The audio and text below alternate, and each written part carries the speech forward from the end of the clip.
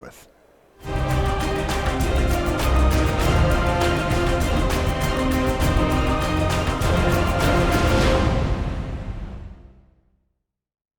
Hello and welcome back to coverage here at Grand Prix Phoenix. I'm Marshall Sutcliffe in the booth with Eduardo Sejgalik. It is our pleasure to bring you coverage of the quarterfinals. Matt Nass versus Alex Korowith. This is Green Tron on the right-hand side of your screen versus Clan Ironworks combo in the hands of Matt Nass. So I know this is a bit of a lift here, Eduardo, but can you break this matchup down for us? I'll break it down in simple terms. If I was having nightmares about what I would face in the tournament as Tron, this would be it. Okay. This is not the matchup that you want to see. No, not close. The only card you really have to interact is Oblivion Stone. Very powerful, but Matt is essentially, especially in Game 1, horrifically favored. This is like as close as you can get to an 85 or 85-15 match or 90-10 match. I think this matchup massively favors Matt. Unless Alex was on the play and got a quick card to exile some lands, I think Matt is massively advantaged. Unless he has a poor draw, I think we're going to see Matt at least take Game 1. The only thing that would be incredible and allow Alex to win Game 1, I think, which I would love to see, if Alex can get an Emrakul the Promised End to resolve, although the combo is Matt is probably just winning this turn, sadly. But yeah, the best line Alex had was resolve Emrakul the Promised End, and then combo off as Matt Nass and Pirate Spellbomb infinitely Matt Nass, which would have been amazing. It would have been Alex comboing off. I think that's Alex's best line in this match. It's this bad a matchup that I think he relies on this card. Like, look at this. This is like turn 3, and Matt is already like going off. This is unreal. Yeah, he had a really good draw and a really good matchup. And the reason this matchup's so good is Alex can't do anything. There's no interaction that Alex can pull off on turn 1 or 2 that would matter. Post board, it gets better. You have some Nature's Claim. That card is very close to a Vindicate effect. But you also have Needle, which can be useful. Although sadly, a lot of these are mana abilities. Hey, Matt just passed a turn back. Okay, this gives Alex a shot. If Alex can get a turn 3 card, he has a shot in this match. Ooh, we got a real one here. This is Tron on turn 3 for Alex Korowith. He uses that expedition map to search up the power plant. And he's going to have 7 mana this turn. Of course, that could be Karn o'Clock. We'll see. He needs Karn. If it's not Karn, he can't get rid of this Ironworks. And if he can't get rid of the Ironworks, Matt untaps with a bunch of mana, the possibility to make basically draw cards, make mana. So Alex really needs a Karn here, now. Oh, that 7 mana can't be a Wormcoil Engine. There he is, the Big Daddy Karn liberated. Matt's going to sacrifice the Ironworks in response so that it's in his graveyard rather than exiled, but it's still gone. Yeah, and now Alex has a very good shot of winning. Wow. Basically because the Karn normally is not necessarily that powerful if it was to exile a land or a Mox Opal or something of that ilk, but exiling the Ironworks is very tempo negative for Matt. And it means that he has to re-resolve an Ironworks here while trying to develop his board. But once Alex untaps, if he can get an Oblivion Stone, I would see him essentially exile one of Matt's Aether hubs or whatever, or if the other land is a better target, that one. And like deal with every permanent Matt has and then pull ahead. This is how the Tron deck wins. A slowish start from the Ironworks deck or a stumble, and then you can get over with Karn. You really need Karn or Oblivion Stone to go, and natural Tron as quickly as possible. He had it as soon as you can possibly get it on turn 3.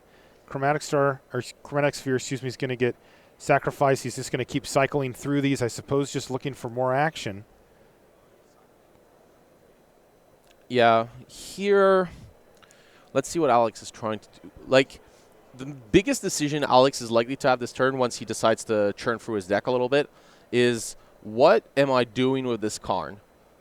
Exiling, you can't really exile the Mind Stone because that would draw Matt a card. It's not very efficient.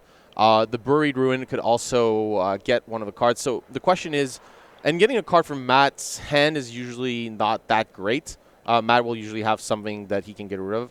So the question is, do you want to use this Karn as an effect to exile a land now, or do you think you need this Karn to win the game later down the line?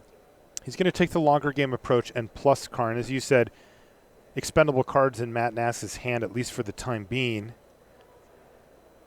He's going to get rid of a Grove of the Burn Willows here. That does mean, of course, that he gets to untap with Karn. Or he could use Karn again next turn. Yeah, so here... And there's the Buried Ruin to get back the Ironworks. Yeah, this is kind of why I don't know if there should have been a long-term approach.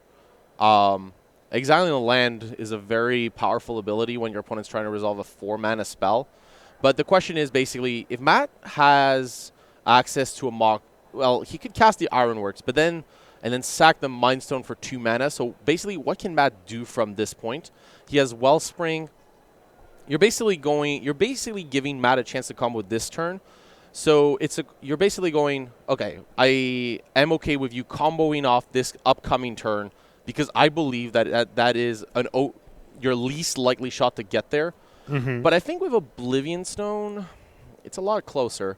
Because you can always Oblivion Stone in response to an Ironworks coming into play, and then all of the artifacts in play go. That gives Matt Nass like less of an opportunity to go off. So I think I would have liked here going... Just guarantee that he can't play 4-mana spell this turn by using Karn. Yeah, I think I like losing the land, so then Matt is forced to keep the Buried Ruin, and he can't really get back the Ironworks. Wow, and yeah, Ironworks plus Citadel, that's a powerful... Yes. Now, the key piece of the puzzle that we haven't seen from Matt yet is a Scrap Trawler. Right? He has not had that engine going. He's just been sacking these for value. Yeah, and these mono-green Tron decks have been skipping a little bit on Relic of Progenitus, a card that usually before they ran 4 of, and now they're just not running this card. But here we go. That was the reason why Matt and his teammates decided to run this combo deck. The Tron decks have stopped running Relic of Progenitus, which means they're not getting incidental hate. Normally this is a matchup that Tron could win, and the reason they're not is because Relic of Progenitus is just not a card they care about anymore. It's like a few copies down. But I think shaving Relic of Progenitus is usually a poor move in Modern. It's one of those cards that pays off. But yeah, here Matt has a shot. But yeah, as you mentioned, Marshall, without the Scrap Trawler, not really a lot of card advantage. And this can get really difficult. And Matt really needs to go for it this turn. The Oblivion Stone would get rid of a lot of these permanents. The Karn could get rid of a land. So yeah. He's going to play a Mind Stone with the 2 mana that he was floating after having sacked the Ichor Wellspring. Did he find the Scrap Trawler? No, that's a Mox Opal. Yeah, the Mox Opal means that Matt has access to a ton of mana. He also has that Emrakul in hand.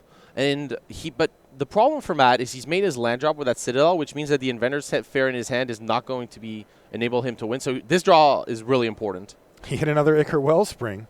Well, that's good. That's gets him 2 cards and 2 mana. It costs 2, so it nets 0, but it draws 2 cards, which is really good. I mean, 0 mana, draw 2. Hey, I would play that. I'm into that, especially when I'm trying to combo off. Although one of those is a blank. That's not good. Yeah, and Scrap Trawler. Never land. But even Scrap Trawler here would not have been that great. Unfortunately, with lack of cards, Matt would have been forced to sack the Scrap Trawler for Wellspring and hope to get there, but he didn't. And yeah. And here it's even worse. The Oblivion Stone doesn't have to be sacrificed. Alex can just go Karn, lose the Ironworks. That's going to be good enough. Leave and then you on 2 lands, yeah. Right, and then the Oblivion Stone's kind of a emergency valve. I think Matt was correct to go for it, but it just didn't pan out. He just drew horrendously. That is a lot of lands in his hand. So now Alex Korwith, if he wasn't already in a dominating position, certainly is now. He's got Matt Nass down to just 2 permanents on the battlefield. He's going to play a Walking Ballista for 2. Yeah, this is basically it kills a Scrap Trawler if needed. And now Alex is going to start putting some fate counters on his permanents. Karn is going to get rid of land. I don't see Matt coming out of this one. So while I mentioned this was a very favorable matchup in Matt's favor, it just didn't pan out. A lot of lands were drawn. The combo kind of fizzled too much, and you're going to see Matt lose this game, which is going to feel really unfortunate. But I mean, that's the nature of the beast, right? You're playing these combo decks. They can't always be consistent because otherwise, well, Modern has a history of making sure that consistent combo decks don't stay too long. It's true. It is true. I remember playing one. It was banned in 3 months. Which one was it? Jeskai Ascendancy with Treasure Cruise. Oh, yeah. Those were great times. That did not last long. No. It was fun. It was very fun. For you. Oh, I mean, my opponents had the chance to play the same deck. It's their fault for not. But yeah, here I think, you exile the land. The plus is definitely not where you want to be. So he went minus, plus, minus, minus. This is pretty brutal here for Matt Nass as Alex just sort of works his way through the game. But he will be winning this game. It might take him a few minutes, but he's going to do it. He's going to attack for a couple with the Walking Ballista. He has a lot of options. He could just start putting counters on the Ballista. He might have something else great to play. Let's see here. Yeah, second Ballista. Oh, how about just another Ballista? This is a 4/4? Yeah, I don't know if that second Ballista is really needed. I would have preferred here adding counters to the existing one. And then you can add fate counters with Oblivion Stone. You can crack the Expedition Map. Like, you just want to set up and increase your odds of getting a new Ulamog, since that's what's going to shut the door here. Sanctum of Ugin, big spell, Ulamog. That's what you want. And to increase those odds, you should use the Expedition Map. Here you have to plus Karn, of course. Not much else you could do. Get another one of those sweet lands. This is the upside to Matt Nass flooding. Karn is not hitting any great spells out of his hand. Yeah, but this plus minus means that Matt is only developing one land every 2 turns, and this clock is going to be faster than... Yeah. Oh, yeah, this one's just done. Yeah, mainly because Matt flooded hard. Even like a Chromatic Star would have added Matt mana on that turn and netted and recycled for a card. So like 1 or 2 stars plus a Scrap Trawler would have been more than enough to get there. Matt's really unfortunate in this game. Yeah, Matt's actually dead here, right? He's down to 12, and then one more attack is 6 plus remove the counters is another 6. And that's going to do it. Game number 1 goes to Alex Corwith. Alex is kind of funny. I have his top 8 profile in front of me. He says, they asked him, why did you play this deck this week? And he says, I like Karn and Emrakul. He also says, Mindslaver is a good and fun Magic design. Is that so? I don't know, but that's what that's what he believes. In Limited, it was fun. It's true. We asked him, what does this top 8 mean to you? He says, it is cool, I suppose. You're going to have fun if he wins this tournament in that interview, aren't you? I am. Matt Nass on the other side, we asked him the same questions. He says he's from Stanford with all caps and a lot of exclamation points. He's got a PT top 8, 9 GP top 8s counting this one. He's also got a win, individual and a team. He says he tested this deck a lot on Magic Online, and the card that surprised the most surprising one was Buried Ruin, which we actually got a chance to see there. Yeah, I actually really like the Buried Ruin innovation. Very cheap way to recur a card from your graveyard, since your deck is not comboing off in the face of a Rest in Peace anyways. Mm-hmm. And it's just a land. Like, lands that have spell-like effects tend to be overpowered in a lot of decks, because you're essentially anything that produces mana and has an additional ability tends to be extremely powerful, because it's like if you had 2 cards in one package. Mm-hmm. And it means that you don't have to skimp on land drops to have these spell-like effects. Matt says he played against Thalia a bunch, which is very scary, as you might imagine, for these type of decks. All combo decks fear Thalia. When asked, what does this top 8 mean to you, he says, and this is to me the perfect professional Magic player answer, a better chance at my first platinum in Worlds. He's working his way up the chain. You know, it's a grind, and you got to get a bunch of points to get to platinum on the Pro Player Club, or of course to qualify for Worlds as well. And that's where that's where Matt's looking. So another top 8 is another bunch of points, and if he can run this one up into a win, even better. Maybe you just focus on top 8 or winning a Pro Tour. That also works. Yeah. But yeah, here, just to set up the scene for the post-board matchup, it's still going to be in Matt Nass's favor. But Alex gets access to they both get access, in all fairness, to Nature's Claim. But Alex's are way more powerful. Essentially, Matt's Nature's Claim, they are good. They get rid of an Oblivion Stone. They can nab an Expedition Map a little down the line. So the Nature's Claim from Matt is okay. But it's not, and it could get a Relic of Progenitus as well. But it's a card that he's maybe going to bring in 2 or 3 of. It's okay. But Alex's Nature's Claim, they're very close to Vindicate for a non-land. Nice. Essentially, almost all of Matt's permanents are artifacts. So just getting to like target, you basically get 1 green, destroy target permanent, which is insane. Thing that your opponent played. Yeah, that's great. Right. Alex will probably also bring in Piffing Needle. Not the best card in the face of Ironworks, to be frankly honest. A lot of these are mana abilities. It still can be important to stop something like a Mind Stone. And it is a way to interact. Something like a Buried Ruin and Inventor's Fair. It's not the best card in a matchup like this, but you need all the help you can get, especially from Tron. You need anything that can interact and give you just that 1 turn to get to Oblivion Stone. That 1 turn to basically develop a card and untap. So I kind of like it here. I also like the free Faudnot Seers. But the 4/4 body is important, but the disruption effect is very key. So I think also the 2 Relic of Progenitus are great here. So Alex's matchup gets a lot better post-board because it was so bad to start with. But he's in great shape, having won that really tough first game. I mean, yes, Matt was on the verge of going off, couldn't quite find each combo piece, flooded out a little bit. Yeah. And Alex Korwith ended up winning game number 1, and now he gets to go into game number 2, which we're almost ready for here, assuming that the players are going to keep. Yeah, and for Matt's position, he's just not going to sideboard much. His core game plan is so strong against Tron that sideboarding too many cards is usually a mistake. So you're going to see Matt do relatively what we saw in game 1, maybe get rid of a Relic of Progenitus before going off, something like that. Yeah, we asked him what the best card in his main deck was, in his sideboard was, and he said none. My main deck did most of the work. So, yeah, you nailed that one. Yeah, usually combo decks just don't want too much of a sideboard. Every sideboard card they bring in is a big drawback to their engine. That's also why you see combo decks the most likely to have transformational sideboard plans. If you are going to change your deck, if you are going to bring cards in, you might as well change what your deck does. That's why you see combo decks bring in all sorts of random cards to win the match in different ways. Matt Star and a Sphere. Here's a Mind Stone. And a Mox Opal and an Ancient Stirring. So another quick start here for Nass with 4 mana already. And an Ironworks. Or 3 mana, he literally has a choice between Ironworks, Scrap Trawler, and Mirror Retriever, whichever combo piece he feels is best. Wow, that is nice. And I misspoke. He does actually have the 4 mana for next turn. Yeah, I mean, he even has additional mana. So he could have 5. That additional mana is actually relevant. If Matt was short on cards but not mana, he could sack the Mind Stone for a card. Basically using the 2 lands, the Mox Opal, whatever other land he has, if in this scenario, and that would allow Matt to be ahead to cycle the Mind Stone for a card, which is actually really important.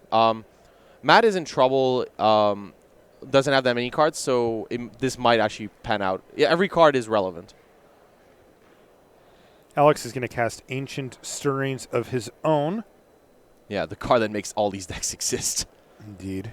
Yeah, like, I mean... That card is starting to get a little on my radar as far as, like, is this too good? The card's insane. The card's very good, but it has heavy deck building constraints. So it's... I mean, you still want a deck diversity in Modern.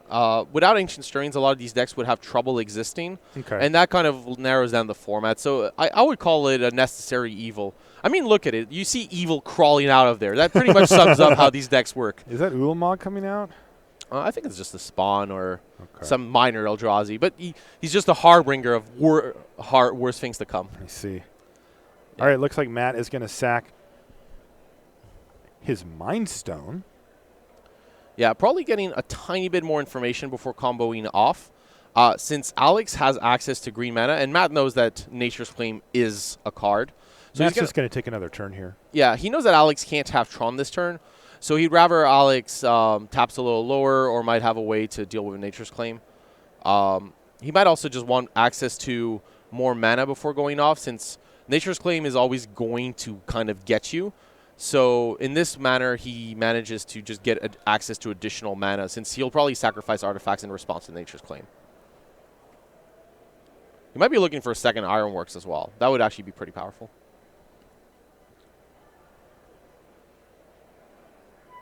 He does have a second Ironworks, I believe. I saw him draw it. So now he's considering how he wants this to work. The main trouble with Nature's Claim is that once you play the Ironworks, the artifacts you have in play are the only ones you can really sack for mana. So, yeah, Matt just decides I don't have it right now. Or I could wait until like a Karn comes out, because none of the permanents on Matt's side are that impressive. But yeah, this Oblivion Stone can be an issue. It only costs one of Alex's lands, and he has enough to pop it here. Right, and now Matt is playing against Nature's Claim, but on the table. So I wonder, Matt's hand must have been bad enough that he couldn't go off at all, since he left Alex a lot of time to get there. Another Chromatic Star here for Nas. I still like, though, Matt's approach here. He is trying to just set up, like, play all these random artifacts, like Ichor Wellspring. Perfect here. Doesn't do much, and if it dies, you draw a card. But Alex might be forced to pop it. But if he doesn't, Matt just plays on Ironworks and gets a ton of mana. So this allows him to set up in advance. He passes here with, I think, another... Oh, he has a lot of Ironworks in hand. I think he has access to 3. Oh, no. Well, it's not a great card in multiples. Yeah, that's not what he wants. Right. Let's see here. One important thing that for Matt here, Alex does not have access to either Emrakul, the Promised End, or Ulamog, the Ceaseless Hunger. Both of those cards were castable, and for sure Alex would have gone for whichever one he had access to here. 11 mana with 2 card types. Emrakul was good, and obviously Ulamog cost 10. So Matt knows that Alex doesn't have access to one of these power cards, but also because Alex passes, that would lead me to believe he's relying on this Oblivion Stone as a disruption piece. He also has Nature's Claim in hand, I believe. So yeah, Alex has access to Nature's Claim plus Oblivion Stone as a way to disrupt Matt's combo here. There's Cart Clan Ironworks now for Matt Nass. He's going to consider sacrificing some artifacts. He's going to start off with the Mox Opal. He's got more mana. What is he going to do here? Is that a Scrap Trawler? Yes, and that kind of forces Alex's hand. If Alex doesn't respond to the Scrap Trawler, the Ironworks is going to generate value on top of mana. And that's not really an acceptable position. So this is Matt Nass saying check. Yes. Putting Alex in check and forcing Alex to do something. Right. And Alex has to decide, do I want to just do Nature's Claim here, or do I want to Oblivion Stone? Wait, that resolved? Did it? That would be shocking. I mean, Matt is putting something else on the stack here, it looks like. Yeah. Yeah, and because he's casting the spell, he can sack all of this at once, which gets him multiple value triggers here. Oh, my goodness. What is going on here? Well, the Ironworks gets back the Trawler gets back the Wellspring, and the Wellspring gets back the Star, while the Ironworks is on the stack. This is beautiful. Basically, Alex can't respond anymore. There's no permanence in play. It's just Matt drawing, making a bunch of mana, drawing a bunch of cards, generating a bunch of value, and now Alex, and this is why I was shocked that Alex let that Scrap Trawler resolve. I think that he needed to interact there, and by not doing so, he gave Matt a huge edge. He can't interact with his Ironworks on the stack, so... Now, but what all can Matt do here to finish this game off? Because Alex is still sitting on Oblivion Stone. That is a fine answer for an Emrakul. That is true. For Emrakul? Right? I was considering more stopping the combo. Usually killing... I'm saying, okay, so he combos off. What does that actually mean? Pirate Spellbomb to the face a bunch of times. And so, that is not interruptible?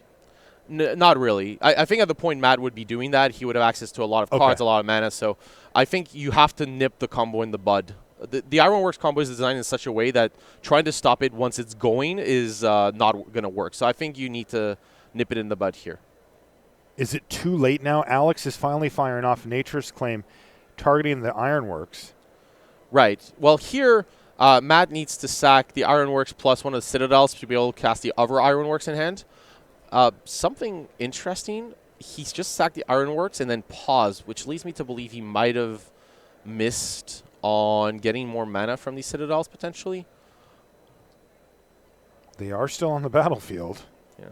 I also find it interesting that Alex fired off the Nature's Claim rather than the Oblivion Stone, deciding that Nature's Claiming the Ironworks was good enough here, and leaving the Oblivion Stone to catch off a bunch of random artifacts, just like these, if Matt plays an Ironworks. But yeah, because here... I'm wondering, I think that is an actual energy counter. So Matt is tapping out to play this Ironworks, and as long as Alex responds by cracking the Oblivion Stone, Matt can't generate mana. That leaves Matt to have to pass the turn unless he has access to an Opal, which would be very fortunate, I feel. So I think that here in this spot, Alex needs to crack the Oblivion Stone, get rid of that Wellspring, get rid of that Mox Opal. But then Matt can generate mana with the Citadels in this Ironworks. So, yeah, that's actually a really rough... I think Matt's really played this well. Those Citadels cannot be interacted with by Oblivion Stone, so they essentially act as 2 mana added that Alex cannot interact with. And you can see here... Now he's going to activate his Oblivion Stone in response to the Scrap Trawler. Exactly. And here Matt just getting value, sacrificing the Wellspring, probably sacrificing the Ironworks. And yeah, the third Ironworks is really going to take Alex here. But yeah. Can I do that? Yeah, but I think Alex should have used that Oblivion Stone a little earlier. By giving Matt the chance to regrow that Scrap Trawler and generate a bunch of cards and mana in the process, I think he gave Matt the tools to win. But I think Matt would have been able to figure out here how to combo off. There were a lot of different lines which are difficult to analyze, like, I mean, at this pace. And, yeah, I think Matt's got this if he has the other Ironworks in hand. And we noticed he was a little Ironworks flooded, but... Ooh, Dismember is the third interaction piece. Interesting. Dismember for the Scrap Trawler. This is with the star on the stack, I suppose? Yes, because the star can get back the Mox Opal. Yeah, so now he's going to have to find another one. Another Scrap Trawler, but also have enough mana to cast the Ironworks as well. He's got another Scrap Trawler in his hand, actually. Yeah. The question is, did I correctly see another Ironworks in Matt's hand? Because if I saw that, if it's not in his hand, then he can't really combo off. He needs like a Mirror Retriever, but he has no way to sacrifice it. Oh, jeez. That was a lot of interaction from Alex. But yeah, the Scrap Trawler coming out. Yeah, now we're generating a card. That mana comes back in the form of Mox Opal. Yeah, Matt, I don't think he had the Ironworks. I must have misseen. So, like, now Matt is trying to draw into Ancient Stirrings into Ironworks or an Ironworks itself. But it seems like Matt is going to be forced to pass the turn.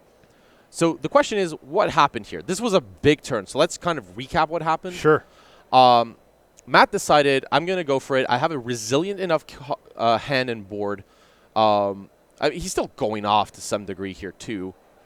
I mean, I don't think he can get there. I don't think there's enough ways to generate mana. He might just, like, keep thinking. But let's recap while we're here. Matt basically decided, I am resilient enough in the face of an Oblivion Stone, and if he has a Nature's Claim, maybe not. But at least I can dig for value and cards. So he decided to go for it, and the interaction that Alex did forced Matt to not be able to combo off this turn, I believe. So this puts basically Matt in a position to go, okay, so how can I best set up for next turn to combo off? And he's deciding that's that Mirror Retriever. And one of the things that Matt can do down the line is he decides to go for the Citadel rather than the Retriever. Again, against Oblivion Stone with Ironworks is pretty powerful. But again, one of the things that Matt can do is he can go, well, I can Nature's Claim my own Mirror Retriever, and that gets me the Ironworks back. Okay. Yeah. But I think at this point, Matt is just trying to dig as deep as he can to get a stocked graveyard. Yeah, just cycling these spheres. He is digging. Boy, look at this. This is also, this doesn't generate mana since you need to recast these spheres and these stars. So even though you get the Mox Opal back, it does make it free. But wow, Nature's Claim, Ichor Wellspring? Yep. Draw a card. Wow. He's just going off still. Man, he really is. What are we trying to hit here? That is actually a good question. Matt is running out of mana. So I was wondering, yeah, I am wondering what he's trying to hit. He's passed the turn back. So this is a big one from Alex Korwith. He's got a ton of mana available. Oh, boy, we get the full sweat here, Eduardo. He's got Ancient Stirrings to try to find some action. There's a Karn. Karn is minimum. You want Ulamog, you want Emrakul. But Karn is pretty decent. Karn appreciates that. Yes. You could get the Walking Ballista to get rid of the Trawler, but I really like the Karn here to get rid of the Trawler and exile it. There is one in the graveyard, but at least Matt has to go through some work to get that back. And by going Walking Ballista, you're giving Matt access to an Ichor Wellspring for that Scrap Trawler. So I kind of like the Karn here if you're like in a shot in the dark. That said, you're probably forced to Oblivion Stone this turn. I kind of like this. Matt was digging for an Ironworks because he knows that Alex only has a limited amount of interaction. So I think this was Matt going like, I'm going to take all of your interaction now so that I can combo off better later. Because once a Nulamog or an Emrakul come down, Matt can't really win through these cards. Yep, let's keep digging. Ironworks. And we have 4 mana to cast it once Matt does his land drop with Darksteel Citadel. And Alex also has no access to green mana, so Matt is basically free to do what he wants to do here. Well, let's see what he can come up with. Yeah. A bunch of mana and a bunch of cards is my best guess, but yeah. So here, yeah, Matt, Terrarian. Okay, yes. Yeah, we'll see what he can do. Unfortunately, he had to make a land drop, so that Inventor's Fair he top deck, not going to be very relevant here. That was what I believe Matt was hesitating on, is do I want to make this Darksteel Citadel for mana, or do I really need to keep the Inventor's Fair for the land drop? He has a Star, there's the Wellspring. Let's see how deep he can go in his deck. He really wants to get another one of the Trawlers or one of the Mirror Retrievers. I think is that a Trawler? Because that would, yes, now Matt's got it. Essentially, at this point, the Ichor Wellspring draws an amazing amount of cards, generates a lot of mana because it gets a Chromatic Star. Sure. It gets a Mox Opal. All of this generates a lot of cards. There's an Emrakul. Emrakul. That might actually be it. I think Matt has enough mana with this Ironworks to get there in this Trawler. Yeah, 7 mana. So as long as you play Star, 8, that 9, gets you up 10, to 11, 12, 8. 13, 14. Gets you up to 8. Opal gets you up to 11. Trawler and Ironworks are 15. He might do other things that might seem relevant in order to ensure to win the game here, but Emrakul's coming down. Wow, so Matt Nass has to fight through 3 disruption spells and a Karn, but it looks like he's about ready to do just that. Yeah. And it's impressive, like, on the turn, because he wasn't just comboing off. You could see him clearly trying to generate cards in the process, because he understood that there was a high chance he wasn't going to be able to make it because Alex would have access to a ton of interaction. So he was just, okay, I'm going to try to punch through. I know there's a high chance that I'm not going to get there because Alex is going to disrupt me in ways that I can't deal with. But I'm going to set up for the future turns. My graveyard's going to be stocked. I'm going to dig a bunch of cards. I'm going to get closer to additional copies of Ironworks, additional copies of Trawler, and essentially make it so that my chances of comboing off in the future are higher, and you can see how that pays off here. So I think that was actually really beautifully played by Matt. That was actually a clinic on how to run this deck. Even that Nature's Claim, just making sure he uses all his mana, Nature's Claim on Wellspring, just to make sure he digs deeper in his deck. And there we go. Emrakul, the Eon's Torn, attacks Alex Korwith and effectively ends the game. We're going to go to a game number 3. By the way, I did see in chat that they thought that there may have been an additional land played on one of the turns by Matt. We are we're having a little chat about it, but we're actually going to jump over to Pearson Laughlin versus Tate Donovan. This, of course, is Jund versus Green and Taxes as they're heading into game number 3. Yeah, this matchup, especially with Green and Taxes on the play, is going to revolve around Pearson's mana base more than any other aspect. Basically, with Tectonic Edge, with Ghost Quarter, Tate is trying to get Pearson off his colored sources. This Leonin Arbiter is a big threat for Pearson, especially with a Ghost Quarter in play. He needs an answer to this right now, a Fatal Push, a Lightning Bolt, something. Tate cannot be allowed to untap with this because Pearson would be in trouble. The only way Pearson can allow Tate to untap with this combo of Ghost Quarter plus Leonid Arbiter is to have 2 untapped mana and say go, so that he can at least pay 2 mana for the Arbiter's ability. But he needs an untapped land for that. If Pearson plays an untapped land, he needs to kill this Arbiter. Lightning Bolt? He's got a bolt. He has a bolt. So he's waiting for Tate to bite and play the Arbiter. One thing here, however, when my opponent plays Ghost Quarter Arbiter on 2, I tend to believe that they have another Arbiter potentially. because I would be very tempted to make the Arbiter happen on turn 3, or that they have no other 2-drop. And this is just awkward here, right? Because now he's attacking for 3, and Pearson wants to not take 3, but there's a Ghost Quarter up. You take free here every time. You can't. You just have to take it now. Oh, yeah, 100%. But, I mean, he could have avoided this, no? Was there any way around this for him? He got a Lightning Bolt he played Lightning Bolt on his own turn. That's what I was saying. Yeah, I think the Sorcery Speed Bolt would have been much better here. That's a really good spot. I think letting your opponent untap with Linen Arbiter is almost always a mistake unless you're late in the game and it's not a relevant card. Early game, though, generally when I play against these decks, I almost never let them untap with Arbiter because it's never leading to me being in a good position. This Anger of the Gods is pretty nice, though. He is going to get Strip Mined as a result. Again, calling back to an old card, the Ghost Quarter, because Linen Arbiter doesn't allow Pearson to search his library. It's basically just going to destroy target land. Very powerful. So that was the relevancy of waiting here. Pearson gets a 2-for-1, but the Ghost Quarter gets to disrupt Pearson's mana pretty hard. Anger of the Gods is a really key card in a matchup like this. But Ooh. Yeah. Whoa, that is... Okay, if I'm in Pearson's seat and I just You're just like, that, yeah! Well... My lands are good still, and I killed both of your things. That, to me, is a big decision here from Tate. Deciding not to use your Ghost Quarter to kill the only green source in play from Pearson. Because the thing is, Pearson has way more powerful cards than Tate does. Bloodbraid Elf is not a card you want Pearson to have access to. And there are some basic in Pearson's deck, so he can definitely search with Ghost Quarter. What this tells to me from Pearson's side is, okay, Tate has a 4-mana spell in hand, and when you look at the deck list, that's Restoration Angel. Ooh, this is disgusting. Oh, this is nasty. Liliana, the Last Hope, is going to pick off Noble Hierarch here.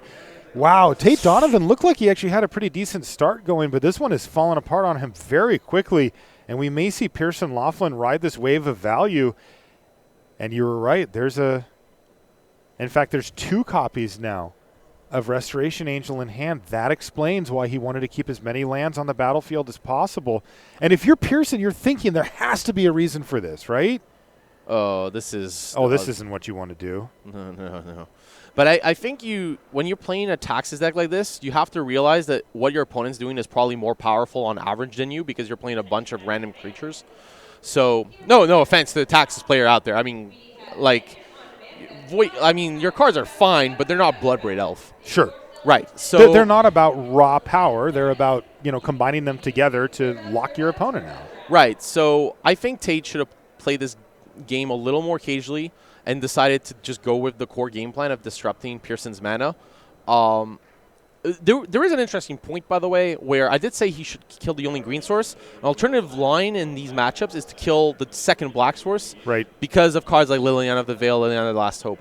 Usually in post-board games, though, you're more concerned with something like that Anger of the Gods that got played, and Liliana of the Veil is okay, but when your deck list is playing 4 Voice of Resurgence, it is a card that the Jund decks do tend to board out. So I think you're less worried about the double black in post-board games. So that would be, I think, getting the green source would be correct here.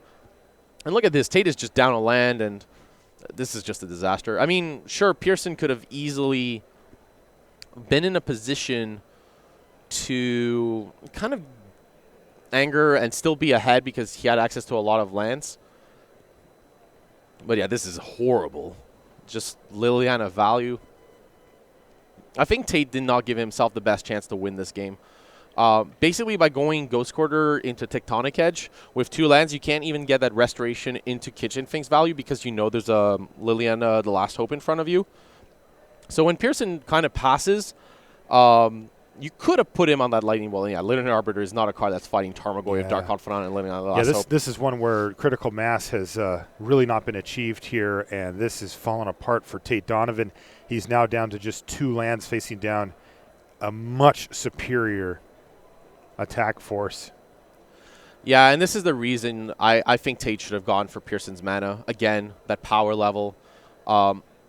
This is not a good matchup usually for Taxes decks because the mid-range deck in front does get to play with powerful cards like Tarmogoyf at the 2 mana slot. It doesn't need too much mana to operate, but the problem is they outclass you. Their creatures outclass you. They have better disruption than you do. You're playing some 2/2s, and they're playing Tarmogoyfs and Dark Confidants. So because of that, well, if you're playing Lunar Arbiter in your deck, your aim should be to disrupt your opponent's mana. By not doing so, you're giving your opponent the best chance of winning the game because they just get to do their thing, and their thing is way better than whatever you're trying to do. So I think Tate probably should have gone for the Ghost Quarter in response to the anger, but I don't think it would have mattered. I think Pearson would have taken this one down no matter what. Tate's draw was pretty anemic. I did really dislike, though, Ghost Quartering your own land and being down a mana, because Tate should have just hoped to naturally draw a land at some point rather than trying to tempo out. I think Trillion of Kitchen Finks here was... It just wasn't the pressure. Pearson was a ton of lands, ton of mana, ton of cards in hand, and the Liliana could get rid of the persist. So I think like sacrificing your own mana base to play Kitchen Finks was not spot on here. I think Tate should have gone for the mana, but I don't think he would have won this game no matter what decisions he had taken, though. In all fairness, I think he would have lost this game matchup-wise. But he didn't give himself the best chance to win, though. Yeah, Bloodbraid Alfear is just a beating. Yeah, I mean, this is just where you pile on the value and simply crush an opponent that doesn't have the ability to generate card advantage on this level. And here we go. Yeah, Arbiter down, and Tate Donovan is left with a 2/2. If he blocks, he'll be left with nothing. it's just, and we're even marching toward Liliana the Last Hope's ultimate ability. This is just tragic. Yeah, this is really falling apart for poor Tate Donovan here. Pearson Laughlin playing Jund. He is the only Jund player in the top 8, but it looks like he's going to stay that way and advance to the semifinals. Yeah, and I really like not using the Liliana here. You can use it post-combat so that the voice cannot kill the Liliana, and if Tate blocks, you just kill the token. So I actually like Pearson's line here. I think Pearson played this game pretty well outside of that, not lightning bolting. But if he had the anger, I think that was a judgment call. So I'm actually going to reserve on that. I think that was an interesting line that Pearson took. I think overall he played this game actually pretty well. Okay, well, there's another voice of resurgence, but Tate Donovan still woefully behind, and we are at that time of the day, kiddos. Could be zombie o'clock here. Liliana, the Last Hope, could go ultimate here. There's no way that Tate can beat that. He has to already be winning with flyers. Yeah, just zombie apocalypse from Liliana is going to take over. There we go. Please, yes, please. Yes. Throw the dice. I would just throw them across the room. I'd want to see them bouncing along the hallway as I started to put 2 zombies on the battlefield on my end step.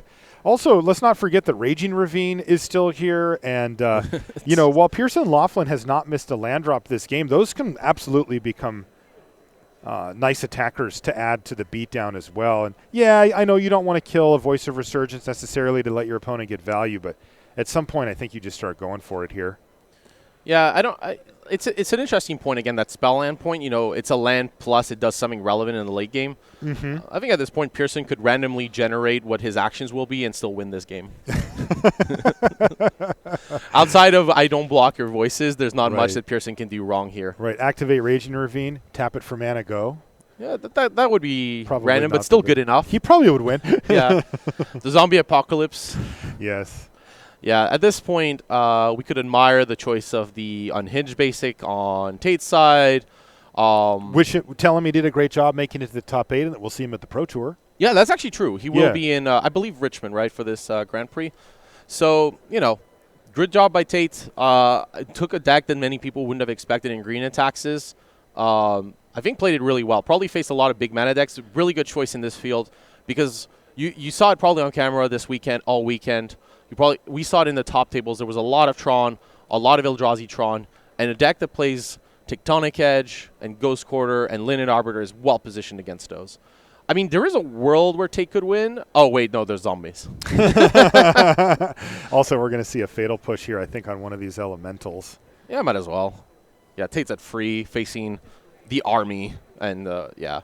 Unless Pearson somehow has a Emrakul the Aeon's Torn in his list or plays a Delirium-style deck with Emrakul the Promised End, which I don't believe is the case, that Dark Confidant is probably not going to kill Pearson, which means that Tate is probably going to lose this game. Actually, Pearson, rather than Fatal Push, plays a second Tarmogoyf, which, I mean, again, the random generating. As long as he wasn't Fatal Pushing his own creature, he was probably in good shape. Yeah, Tate is just considering, but, we're done here. And that is going to do it. Pearson Laughlin with Jund is going to advance to the semifinals. He is